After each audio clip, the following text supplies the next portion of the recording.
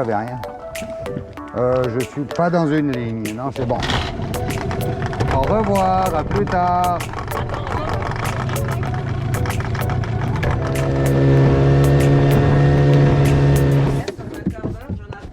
Non, non. Non, parce que, contrairement à ce que je croyais, c'était marqué 50 kilos, mais c'est les deux. Ça fait que 25 kilos. Même toi, tu arrives à soulever une batterie de 300 ampères. Tu te rends compte? Voilà les petites batteries. Youps! Oh, quel homme! Non. Là, maintenant, je me démerde. Oui, oui. Oups. Je vais aller juste m'avancer.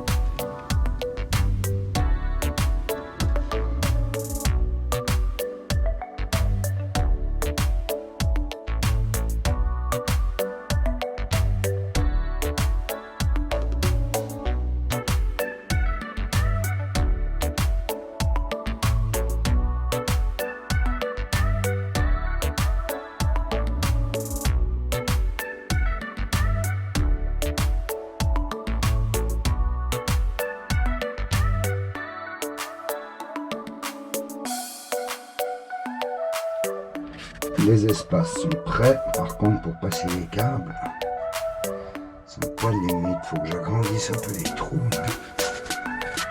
Et on verra. Voilà. C'est tout propre.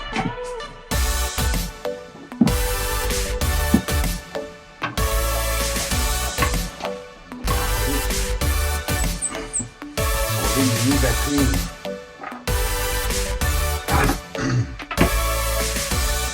300 ampères.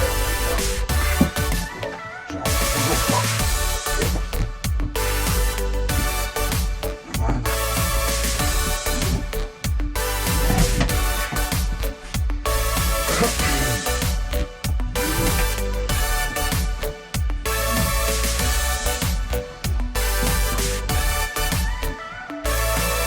Tellement léger.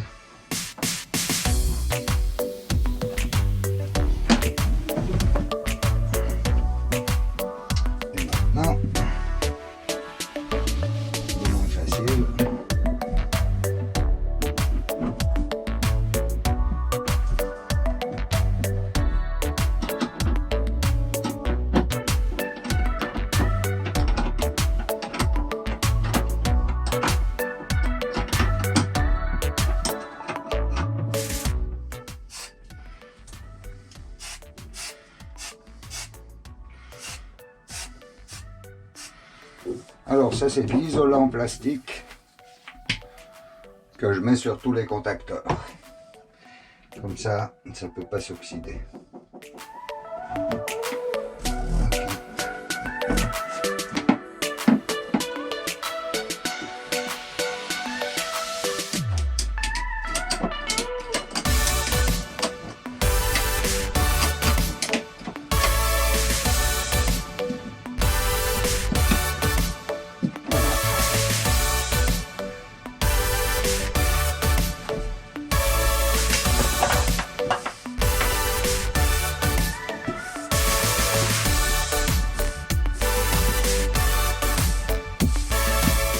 Voilà, donc les batteries sont prévues d'aller chez Wayne's World, qui est un magasin de pièces d'occasion bateau.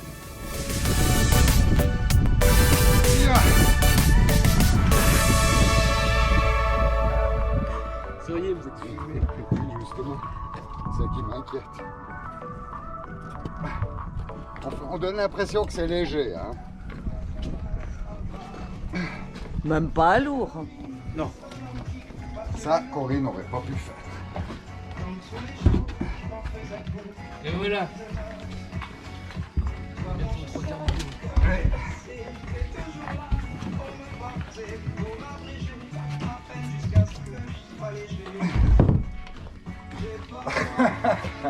pareil. Pareil. Allez. Tiens toujours, ce pauvre annexe. Regarde combien elle prend. Elle part au fond. Mettre à tes pieds. Allez. Yes! Plus qu'une.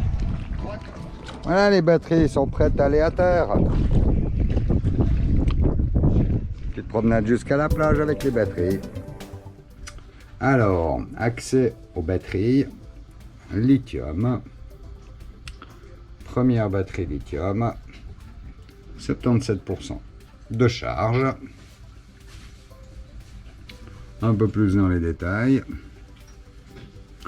Donc il me reste 226 ampères sur une capacité de 300 ampères. Donc là c'est nickel. Deuxième batterie, hop là. Idem, 77%. Parfait. Donc maintenant, on va aller faire un petit tour chez Victron. Donc on est bien à 75%. Et on est en train de charger actuellement 24 ampères. Donc les panneaux solaires chargent 35 ampères. 34,8. Et on est en train de charger, nickel, impeccable. Donc on balance 50 volts. Ça nous fait du 32 ampères qui est en train de rentrer dans le système, ce qui veut nous dire qu'on est à moins 150 ampères. Donc laissons travailler ces batteries lithium, on verra ce que ça donne. Ok, on a 13,4 de voltage, c'est parfait. Waouh, c'est beau. Alors pour finir cette installation de batterie lithium, il a quand même fallu faire quelques petites modifications. Il y a plusieurs façons de le faire, hein. Il y a plusieurs théories différentes.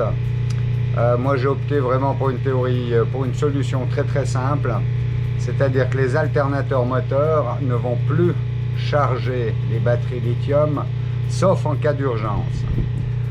Comme on sait que les batteries lithium acceptent le 100% de ce qu'est capable de donner un alternateur, l'alternateur au bout d'une demi-heure il est cramé, hein. Il va brûler s'il n'y a pas une régulation derrière, s'il n'y a pas de l'électronique qui permet de lui dire va doucement, charge pas trop fort, etc. Donc il tient en température et autres. Donc moi j'ai fait beaucoup plus simple. Je vais vous montrer. Hein.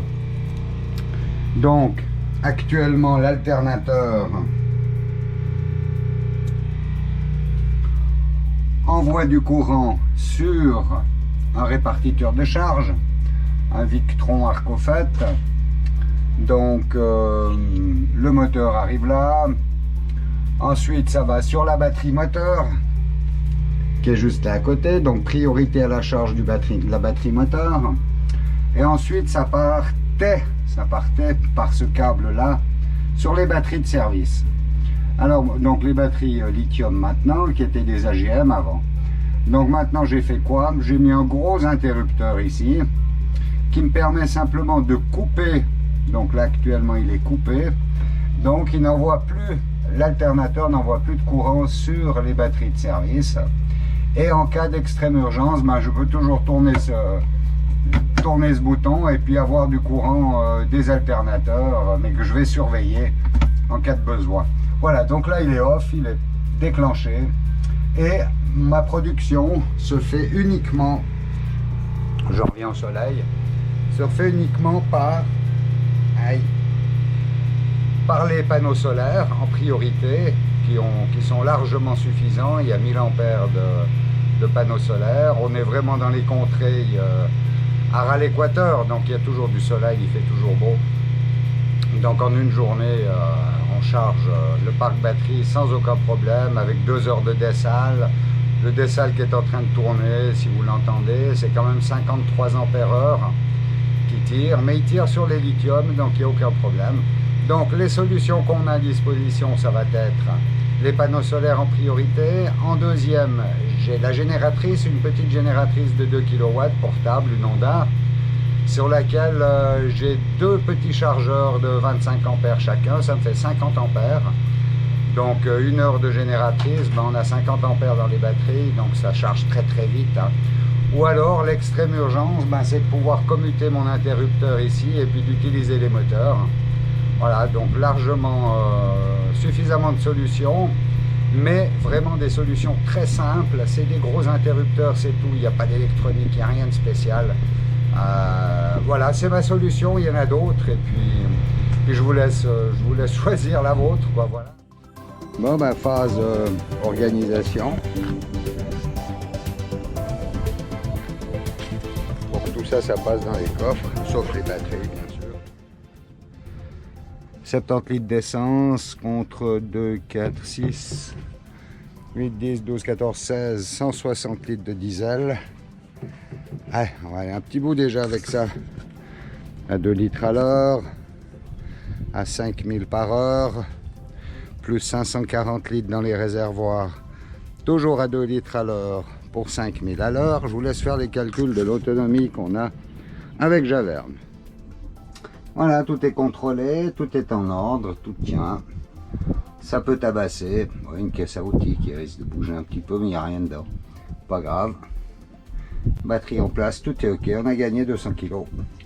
Et de l'autre côté, quelques jerrycans. Tout est ok, tout est nickel. Tout a le droit de prendre des coups et ça devrait pas risquer grand chose. Les bouteilles de plongée sont en place, attachées, verrouillées. Là, il n'y a plus rien qui va bouger, tout est ok.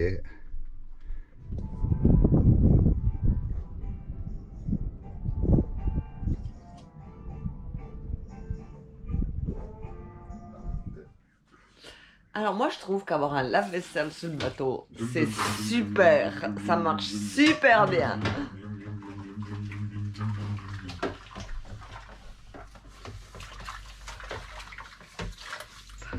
Tu as un petit sourire quand tu fais la vaisselle quand même? Oui, bah écoute, ben moi ça me gêne pas de faire la vaisselle, tu fais à manger, moi je fais la vaisselle. Ouais, c'est normal. Et RTV? Ouais, je peux pas tout faire. Bon, pour ceux qui connaissent pas, RTV ça veut dire rentre ton ventre. Ouais, salut. Ouais, j'aime bien ce coin. Hein. En tête de mât, on est bien là. Il y a une antenne qui est tombée sur le pont. Donc voilà, je vais aller la remettre tranquillement. Bon, une petite vue depuis la tête de mât quand même.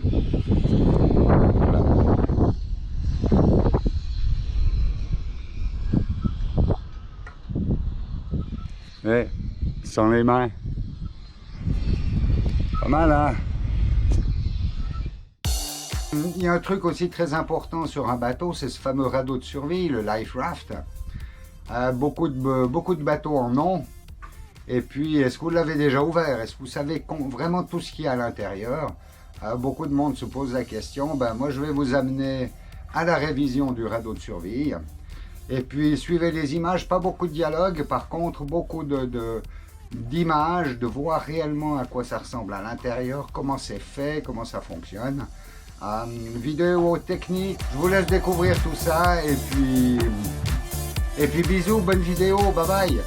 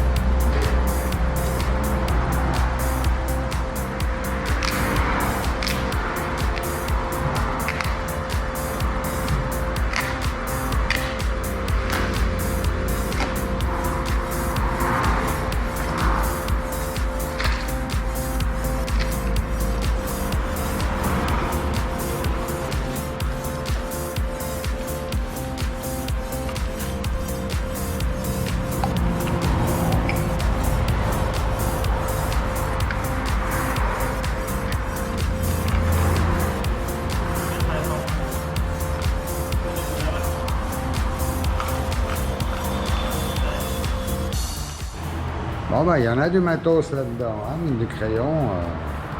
Puis c'était, bon, il y avait une année que c'était périmé, donc ils vont tout changer, on va tout remettre dedans, on va voir à quoi ça ressemble.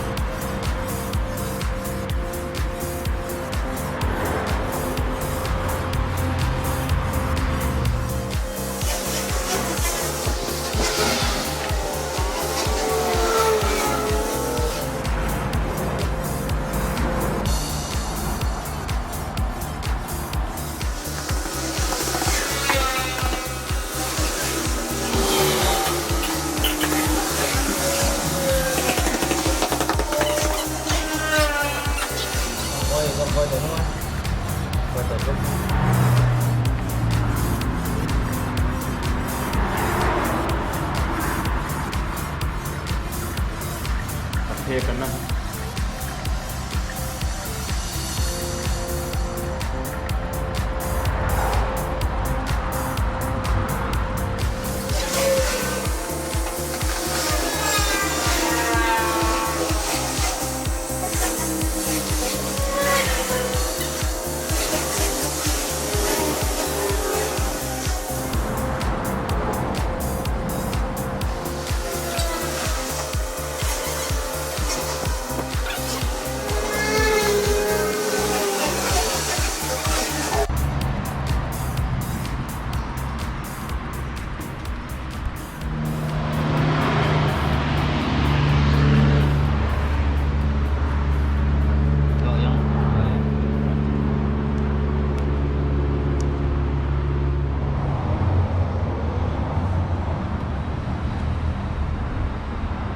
Ben voilà, la révision est faite. Puis ben, il n'y a plus qu'à rentrer au bateau.